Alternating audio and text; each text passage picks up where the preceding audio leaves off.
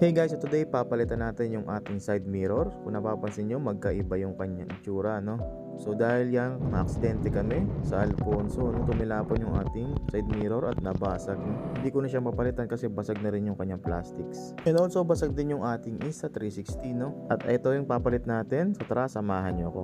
So bumili ako ng side mirror na to. Gusto ko yung walang grado, no? Tsaka yung walang zoom. Gusto ko yung parang stock pa rin. Tapos matibay yung kanyang stem. Yan. So medyo bruised yung stem nito. At hindi siya yung parang stick lang, no? Na katulad ng stock natin. Pero gusto ko pa rin yung stock. And wala lang talaga akong makitang kapalit, no? And also, ayoko rin ng mga natutupi at yung parang mga CNC, no? Masyadong makintab. Bumili na rin pala tayo ng 180 na convex mirror para makita natin yung mga blind spot natin. So gumamit lang tayo ng isopropyl 99 para malinis yung kanyang adhesion surface, no? Para maganda yung dikit niya, no?